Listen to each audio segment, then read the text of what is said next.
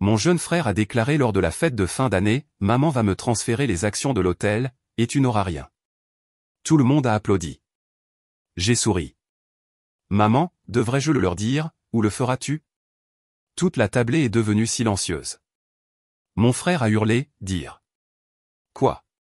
Je suis Hélène Martel, 34 ans, directrice financière de l'hôtel familial à Bordeaux. Mon frère a saisi le micro lors du rassemblement de fin d'année et s'est vanté, assez fort pour que 50 invités l'entendent, maman me cède 35% des actions. Toi, tu n'auras rien du tout. Le champagne a sauté. Les acclamations ont fusé. Tout le monde a trinqué à sa grande victoire. Je suis restée silencieuse, la télécommande dans ma paume, le pouce planant au-dessus du bouton. Maman a fait un petit signe de tête depuis la table d'honneur, comme si elle avait déjà signé les papiers dans sa tête. Le sourire de mon frère s'étirait d'une oreille à l'autre, ses yeux me défiant d'applaudir avec eux. Je ne l'ai pas fait. Au lieu de cela, j'ai souri, aussi douce que le cabernet qu'il servait, et j'ai demandé, « Maman, devrais-je le leur dire, ou le feras-tu » La salle s'est figée. Les verres se sont arrêtés en plein air. Son sourire narquois a disparu. « Nous dire quoi » a-t-il lancé, la voix tremblante. J'ai cliqué une fois. L'écran géant derrière lui s'est allumé. Une ligne, un chiffre. Assez pour enterrer le mensonge qu'il venait d'avaler tout cru. Si votre famille vous a déjà trahi pour de l'argent, cliquez sur le bouton j'aime et abonnez-vous tout de suite. Vous ne croirez pas ce qui va se passer. Tard cette nuit-là, la salle de bal brillait sous les lustres, des ombres vacillant sur les rideaux de velours. Je me suis approché de l'installation du projecteur, la clé USB glissant dans la fente avec un léger déclic. L'écran massif s'est allumé, projetant une lueur froide sur les tables. La première diapositive a frappé fort, dette bancaire, 6,5 millions d'euros. Le contrat complet dominait l'écran, signé 18 mois plus tôt. Les lettres capitales précises de papa ancraient la ligne du bas, l'écriture fluide de maman s'incurvant à côté comme une fausse promesse. Une inspiration brusque a balayé la salle. Les têtes se sont tournées, les yeux se sont écarquillés, les conversations mourant en milieu de phrase. J'ai cliqué pour avancer. Deuxième diapositive, perte cumulée, 2 millions d'euros. Un graphique à barre claire illustrait des taux d'occupation bloqués à 42% sur 12 mois. Les nouvelles ailes ambitieuses, vendues comme notre salut, drainaient les fonds avec chaque chambre vacante. Les couloirs conçus pour le luxe résonnaient des chariots d'entretien vides roulant dans le silence pendant ce qui aurait dû être des saisons chargées. Les chiffres étaient indéniables. Ma tante Nicole, la chef comptable qui avait géré nos registres pendant 2 décennies, s'est levée de sa place à la table d'honneur. Sa chaise a reculé avec un grincement délibéré. J'ai émis des avertissements en juillet, a-t-elle déclaré, d'un ton ferme et inflexible. J'ai présenté à votre mère des projections détaillées. Elle m'a ordonné de les supprimer jusqu'à ce que l'expansion génère des revenus. Le regard de Nicole s'est fixé sur maman sans vaciller. Les revenus ne se sont jamais matérialisés. Valentin a dévalé l'allée, bousculant des parents au passage. Il a posé ses mains sur le podium, les veines de son cou saillantes. Tu as fabriqué tout ça. Son accusation a retenti, mais sa voix vacillait sur les bords. J'ai gardé mon sang-froid et j'ai zoomé sur l'image du contrat jusqu'à ce que la signature de maman consume l'écran, chaque boucle et chaque trait agrandi pour plus de clarté. Est-ce que ça te dit quelque chose, maman, ai-je demandé, en gardant un ton mesuré. Maman a agrippé la nappe, le tissu se plissant sous ses doigts. Ses yeux allaient de gauche à droite, cherchant des sorties qui n'existaient pas. Elle a tenté de parler une fois, les lèvres s'entr'ouvrant puis se refermant sans un son. Papa était assis, immobile à côté d'elle, les épaules voûtées, fixant le sol comme s'il pouvait s'ouvrir et l'engloutir tout entier. Les réactions se sont propagées en ondes. Un homme d'affaires à la table 5 a marmonné dans sa barbe, sortant son téléphone pour prendre des photos. Le personnel de service s'est arrêté avec des plateaux chargés, les bulles de champagne retombant intactes. Un couple âgé a échangé des regards horrifiés, leur fourchette à dessert suspendue. Les chuchotements se sont intensifiés jusqu'à devenir un bourdonnement sourd, des questions se formant mais non prononcées. Un investisseur a croisé les bras, la mâchoire serrée. Un autre s'est penché vers son partenaire, désignant l'écran avec urgence. Valentin a tiré sur le câble du projecteur, le déconnectant brusquement. L'écran est devenu noir, mais les données restaient gravées dans tous les esprits. Rebranchez-le et montre que c'est faux, ai-je défié doucement. Il a hésité, les doigts figés en l'air. Nicole se tenait résolue, les bras croisés en une autorité tranquille. Le regard de maman s'est levé brièvement, a croisé le mien, puis s'est à nouveau détourné. Aucune réfutation n'a émergé, aucune explication n'a été offerte, seulement le silence écrasant de la révélation. L'atmosphère s'est épaissie de malaise. Les chaises ont bougé avec agitation. Les verres ont tinté alors que les mains tremblaient. Un serveur près du buffet a laissé tomber une cuillère, le son métallique tranchant le silence comme un coup de feu. Les téléphones ont vibré, ignorés sur les tables. Les investisseurs griffonnaient furieusement des notes. Le personnel se blottissait dans les coins, les visages vidés de leur couleur. Valentin a reculé d'un pas, la sueur traçant des lignes sur ses tempes sous les lumières chaudes. J'ai éteint le projecteur moi-même, le mécanisme s'arrêtant dans un ronronnement. La preuve avait atterri exactement là où il le fallait. La voix de Valentin s'est brisée alors qu'il agrippait le podium, ses jointures blanchissant contre l'acajou poli. Sa poitrine se soulevait et s'abaissait en courte rafale, ses yeux allant de moi à l'écran vide. Avant qu'une autre accusation ne puisse se former, la petite amie de Valentin, Camille, s'est levée d'un bond de la table d'à accent grave côté. Sa robe cramoisie captait la lumière comme du sang frais. « Je ne vais pas porter une dette de 6,5 millions d'euros pour votre famille, a-t-elle déclaré, ses mots assez tranchants pour couper du verre. Des talons ont martelé le sol en marbre alors qu'elle filait vers la sortie, sa pochette serrée sous un bras. Valentin a lâché sa prise et s'est élancé après elle, le visage tordu par un désespoir brut. « Camille, attends. Laisse-moi t'expliquer. » Son appel s'est brisé d'humiliation et de peur, résonnant contre les plafonds voûtés. Il a poussé les portes battantes, ses pas frénétiques, sa voix s'estompant en une supplication étouffée qui s'est dissoute dans le couloir. Les portes se sont refermées derrière lui, ne laissant que le léger parfum de son jasmin suspendu dans l'air. Mon grand-père, Henri, 83 ans, et l'homme qui a bâti cet hôtel à partir d'un simple vignoble, s'est levé d'un pas mal assuré de son siège d'honneur, sa canne fermement empoignée. Il l'a abattu, le bruit sourd résonnant dans la salle de bal comme un coup de marteau de juge. Quentin Martel, tu es en train de détruire mon héritage de 50 ans. L'accusation a tonné, visant directement papa. Les yeux de grand-père brillaient de trahison, sa main tremblant sur le pommeau de la canne. Maman a immédiatement baissé la tête, des mèches de cheveux tombant pour masquer son visage, son corps se ratatinant sous le coup verbal. Notre investisseur, Gérard, placé avec le groupe exécutif près du centre, a repoussé sa chaise et s'est levé. Considérez mes 2,8 millions d'euros retirés à l'aube, a-t-il déclaré platement. À moins que des réponses satisfaisantes ne soient données ce soir, j'entraîne tous les partenaires avec moi. Son ultimatum est tombé, son regard froid balayant les tables pour chercher du soutien. Des hochements de tête ont parcouru le groupe d'investisseurs, des mallettes s'ouvrant d'un claquement sec alors que des documents étaient examinés sous les lumières tamisées. La salle s'est fracturée en poches d'agitation. Les tantes agrippaient leurs perles. Les oncles parcouraient frénétiquement leurs courriels sur des écrans lumineux. Les employés de longue date près de l'entrée de la cuisine se blottissaient, l'une d'entre eux se couvrant la bouche pour étouffer des sanglots. Les membres du conseil d'administration formaient des cercles serrés, les voix basses mais intenses, débattant d'une gestion de crise immédiate. Papa a tenté de se lever, les lèvres s'entr'ouvrant pour une défense, mais la canne de grand-père a de nouveau frappé le sol, le craquement sec le réduisant au silence en plein mouvement. Le siège vacant de Camille se balançait doucement après son départ abrupt. Le blazer abandonné de Valentin était affalé sur le dossier de la chaise, une cravate en soie pendant mollement comme un nœud coulant. La flûte de champagne abandonnée à côté pétillait faiblement, les bulles montant et éclatant en signe de défaite. Gérard a vérifié sa montre en or, signalant qu'il était prêt à partir. Maman est restée inclinée, les doigts si étroitement entrelacés que ses jointures étaient pâles. Grand-père s'est rassis dans son fauteuil, la respiration laborieuse mais la résolution intacte. J'ai commencé avec une seule chambre d'amis et un rêve, a-t-il grommelé, sa voix portant jusqu'aux tables voisines. Gérard a fait signe à un serveur pour son par-dessus, le boutonnant avec un calme délibéré. L'atmosphère est passée de la fête à la crise, les loyautés se brisant dans le silence chargé. Les cousins échangeaient des regards écarquillés par-dessus les nappes en lin. Un jeune directeur s'est éclipsé par une porte latérale, le téléphone collé à l'oreille.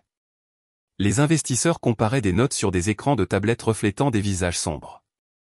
Le personnel chuchotait à propos de primes impayées, la peur se propageant comme une traînée de poudre. Papa était assis, rigide, les mains à plat sur la table comme s'il y était collé. La posture inclinée de maman n'a jamais changé, la honte rayonnant par vagues. Grand-père a ajusté ses boutons de manchette, ses yeux ne quittant jamais papa. Gérard a ramassé son portefeuille en cuir, rangeant des contrats. L'horloge de la salle de bal semblait sonner plus fort dans le vide, chaque seconde amplifiant les retombées. L'absence de Valentin laissait un trou béant à la table familiale, son assiette intacte, sa serviette froissée. Le départ de Camille avait allumé la poudrière. Les mots de grand-père avaient jeté de l'huile sur le feu. La menace de Gérard avait allumé la mèche. L'espace autrefois festif pulsait maintenant d'un instinct de survie. Les alliances se réalignaient dans des négociations feutrées. Les téléphones vibraient de textos urgents aux avocats et aux comptables. Un serveur a débarrassé le verre de Camille, le liquide débordant du bord. L'odeur des viandes rôties est devenue écœurante sous le stress. Grand-père s'appuyait sur sa canne, attendant. Gérard s'est arrêté sur le seuil, une main sur la porte. La tête inclinée de maman est restée fixe, une statue de regret. La salle est devenue plus silencieuse qu'un coffre-fort fermé, la tension assez épaisse pour étouffer. Mes pensées sont revenues 5 mois en arrière, dans la salle de conférence aux parois de verre au 3e étage de l'hôtel, le soleil de l'après-midi inondant les fenêtres panoramiques qui encadraient des rangées infinies de vignes. Maman et papa occupaient l'autre côté de la table en acajou poli, un épais dossier de contrat centré entre nous comme une arme chargée. Nous exigeons votre garantie personnelle, a expliqué maman avec un calme étudié, poussant le document supérieur vers moi. 6,5 millions d'euros pour achever l'extension de la tour. Purement procédural, la banque insiste pour les entreprises familiales. Papa s'est penché en avant, un mainte-blanc débouchonné déjà en main. En tant que directrice financière, votre profil renforce l'approbation, a-t-il insisté. Sans cela, la construction s'arrête, les emplois disparaissent, la croissance meurt. Leurs expressions reflétaient des discours de salle de conseil, confiantes, persuasives, impossibles à refuser. J'ai parcouru les pages, intérêt croissant, garantie étendue, exposition personnelle illimitée. Mon pouce est accéléré à la lecture de clauses qui pourraient anéantir mes économies, ma maison, tout ce que j'avais construit indépendamment. Plus tard cette nuit-là, dans mon bureau d'angle, mon assistante Florence est entrée avec un dossier mince et des yeux inquiets. J'ai tiré ça des archives du serveur, a-t-elle murmuré, étalant des impressions sur mon bureau. Les dates de facturation des fournisseurs entraient en conflit avec les soumissions d'offres. Des courriels révélaient des eurodatages manipulés, des coûts gonflés par des sous-traitants obscurs. Florence avait retracé des virements bancaires des millions dispersés des mois avant les permis finaux. Nous avons rassemblé les preuves et les avons envoyées par courriel à notre conseiller juridique externe. 48 heures plus tard, la confirmation est arrivée, des factures fabriquées dissimulaient des privilèges antérieurs. Le prêt saignait déjà de viabilité. Je suis retourné dans la même salle de conférence le lendemain matin, le contrat non signé. Je me retire, ai-je déclaré, en faisant glisser la pile de documents sur la table. Ce n'est pas un investissement. C'est un effondrement en attente. Les traits de papa se sont instantanément assombris. Tu n'aimes pas ton frère, a-t-il répliqué, le volume montant. L'héritage de Valentin repose sur cette expansion. Refuse, et tu le ruines. Maman est intervenue doucement, la famille protège la famille, Hélène. C'est la règle. Valentin a avalé leur récit tout cru lors de dîners exclusifs quelques semaines plus tard. Les actions sont propres, sans bagage, m'a-t-il envoyé par message, un message rempli d'émojis triomphants après leur session à huis clos. 35% à mon nom, 0 complication. Il ignorait régulièrement les synthèses opérationnelles que je faisais circuler, supprimait les alertes financières sans les lire. Le charme et la flatterie l'emportaient à chaque fois sur les feuilles de calcul. Les documents de transfert ont atterri dans sa boîte de réception, pré-remplie. Sa signature a été apposée sans hésitation là où la mienne avait été exigée. Refuser à creuser une douleur sourde derrière mes côtes, la culpabilité me tranchant profondément pour le lien fraternel qui vacillait encore malgré la tromperie. Pourtant, approuver signifiait enchaîner mon avenir à leur crash inévitable. J'ai choisi l'honnêteté plutôt que la complicité, le cœur battant à tout rompre en quittant cette pièce ensoleillée, pleinement consciente que le règlement de compte était imminent. La tempête a éclaté cette même nuit. Gérard est sorti en trombe de la salle de bal, les roulettes de sa mallette cliquetant sur le marbre comme une rafale de mitraillettes. Il s'est arrêté brusquement au bureau du concierge, a sorti un formulaire de retrait de la poche intérieure de sa veste et a griffonné sa signature en très épais et agressif. 2,8 millions d'euros, effet immédiat, a-t-il aboyé au directeur de nuit en service.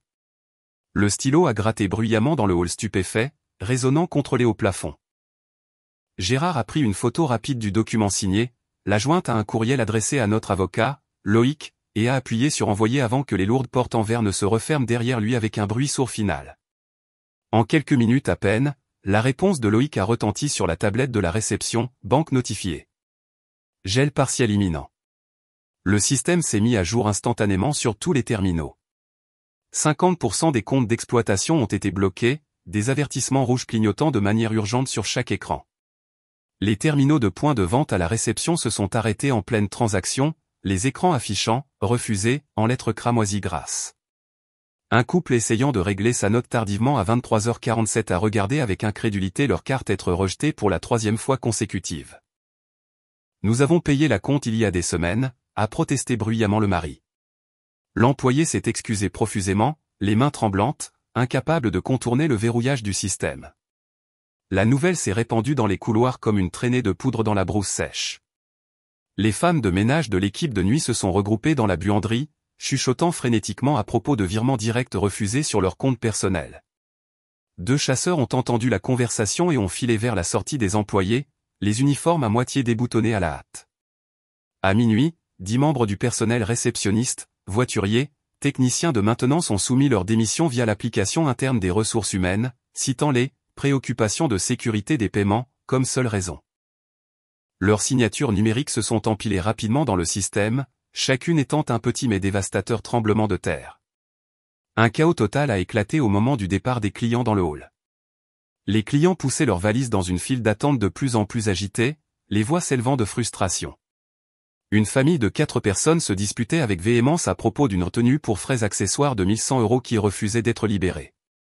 Un homme d'affaires a claqué sa carte de platine sur le comptoir, exigeant un traitement manuel immédiat. Les téléphones sont sortis, des vidéos enregistrant chaque geste enflammé et chaque voix élevée. Une femme a diffusé en direct à ses abonnés, un hôtel de luxe qui ne peut même pas accepter de paiement. Évitez le domaine Martel à tout prix. Le clip a atteint 5000 vues avant que le voiturier ne récupère sa Tesla dans le garage. Papa a convoqué une réunion d'urgence dans le bureau du directeur, les néons bourdonnant durement au-dessus de sa tête. Annulez le gel maintenant, a-t-il ordonné sèchement au responsable informatique. Impossible, fut la réponse immédiate. Verrouillage côté banque. Nécessite l'approbation du conseil.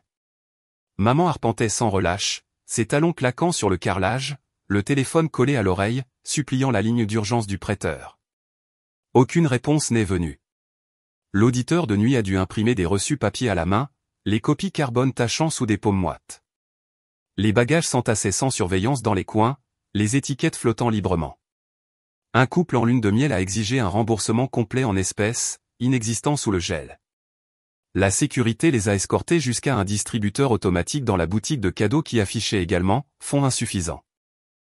Des cris résonnaient contre les plafonds voûtés. Les enfants ont commencé à pleurer. Les portiers ont complètement abandonné leur poste. Le hall autrefois impeccable s'est transformé en un bazar de plaintes, des valises à roulettes bloquant les allées, le personnel disparaissant un par un dans la nuit. Une semaine plus tard, Florence a envoyé par texto une photo du portail d'entrée. Les barreaux en fer forgé étaient enchaînés sous un panneau fraîchement peint, fermé temporairement pour rénovation. Aucun client ne déambulait dans l'allée. Les voituriers restaient inactifs, les clés pendant à des tableaux vides. Le parking, habituellement rempli de berlines de luxe, ne contenait qu'une poignée de voitures d'employés prenant la poussière. Papa a rédigé le courriel de licenciement de masse depuis son bureau à domicile, le curseur clignotant sur « Envoyer » pendant 20 minutes. Objet, pause opérationnelle et réduction immédiate du personnel. Il a joint les calculs d'indemnité 2 semaines de salaire, pas de maintien des avantages sociaux et a signé « Quentin Martel, PDG ». Le message a été envoyé aux 200 boîtes de réception restantes à 9h03 du matin. Les téléphones ont vibré dans toute la ville, dans les appartements, lors d'entretiens pour un 2e emploi, pendant les courses. Les lignes de réservation se sont allumées dans l'heure, agences de voyage, organisateurs d'événements d'entreprise, planificateurs de mariage. 80% des réservations futures ont disparu dans une avalanche numérique. Les numéros de confirmation ont été annulés en masse, les acomptes remboursés à partir de la mince partie des comptes non gelés. Le portail en ligne s'est écrasé sous l'afflux, des messages d'erreur remplaçant les calendriers de disponibilité. Des futurs mariés hurlaient dans des boîtes vocales. Des cadres se sont réorientés vers des concurrents en Bourgogne. Florence a transféré des captures d'écran des retombées, un concierge de longue date pleurant ouvertement dans la salle de pause du personnel, le mascara coulant alors qu'elle lisait le courriel à voix haute à des collègues stupéfaits, un autre cuisinier a laissé tomber son tablier sur la table de préparation, des larmes éclaboussant l'acier inoxydable, une femme de chambre agrippait son téléphone, sanglotant dans son casier, 10 ans de service réduit à une pièce jointe PDF. Le hall, qui résonnait autrefois de rires et de verres qui teintent, amplifiait maintenant chaque pas de l'équipe réduite qui barricadait les fenêtres. Des draps de protection recouvraient les lustres. Les flûtes de champagne étaient rassemblées dans des caisses. Les camions de livraison étaient refoulés au portail, les produits pourrissant sous le soleil de la Gironde. Les réseaux sociaux ont explosé avec des photos taguées du panneau de fermeture. Le hashtag domaine Martel Daoun était en tendance localement. Papa regardait le dossier des éléments envoyés, le visage cendré. La vue du vignoble depuis sa fenêtre se moquait du rétrécissement soudain de l'Empire. Les téléphones sonnaient sans réponse. La messagerie vocale se remplissait. La réponse automatique du site web promettait des mises à jour, bientôt, mais personne n'y croyait. 3 mois de bataille juridique ont traîné, les dépositions s'empilant comme des factures impayées dans des salles de conférence éclairées au néon à travers la région. Le marteau du commissaire-priseur est finalement tombé dans une salle du tribunal de commerce bondée sous des lumières crues. Vendu, 3,5 millions d'euros. Les enchérisseurs se sont rapidement dispersés.